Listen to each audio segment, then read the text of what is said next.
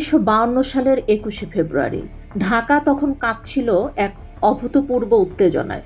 চারদিকে ১৪৪ ধারা, ভয় আর অনিশ্চয়তা।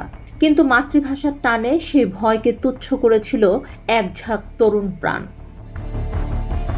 উর্দুই হবে পাকিস্তানের একমাত্র রাষ্ট্রভাষা। সংখ্যাগরিষ্ঠ মানুষের ভাষাকে গলা টিপে ধরার সেই অপচেষ্টা রুখে দিতে ঢাকা বিশ্ববিদ্যালয়ের আমতলা থেকে শুরু হলো মিছিল। স্লোগানে স্লোগানে মুখরিত হলো আকাশ বাতাস, রাষ্ট্রভাষা বাংলা চাই। বেলা তখন ৩টা। পুলিশের কাঁদানে গ্যাস আর লাঠিচার্জ ভেদ করে এগিয়ে চলছে ছাত্রদের মিছিল।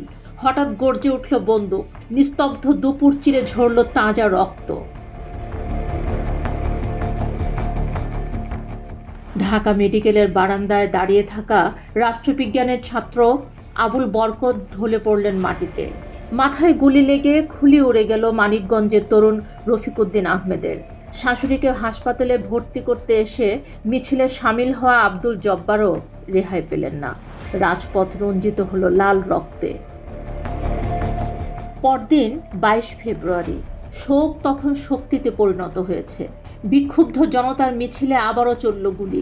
নবাবপুর রোডে সাইকেল চালিয়ে অফিসে যাওয়ার সময় শহীদ হলেন হাইকোর্টের কর্মচারী শফিউর রহমান। আর সেই মিছিলেই হারিয়ে গেল ৮ বছরের এক শিশু ওহিউল্লাহ। তার ছোট্ট প্রাণটিও কেড়ে নিল ঘাতকের বুলেট। একইভাবে দীর্ঘ যন্ত্রণা সয়ে পরে চির বিদায় নিলেন সচিবালয়ের পিয়ন আব্দুস সালাম। আজ সারা বিশ্ব এই দিনটিকে পালন করে আন্তর্জাতিক মাতৃভাষা দিবস হিসেবে। যতকাল বাংলা ভাষা থাকবে, যতকাল বাঙালির অস্তিত্ব থাকবে, ততকাল এই ভাষা শহীদরা বেঁচে থাকবেন আমাদের বর্ণমালায়, আমাদের চেতনায়।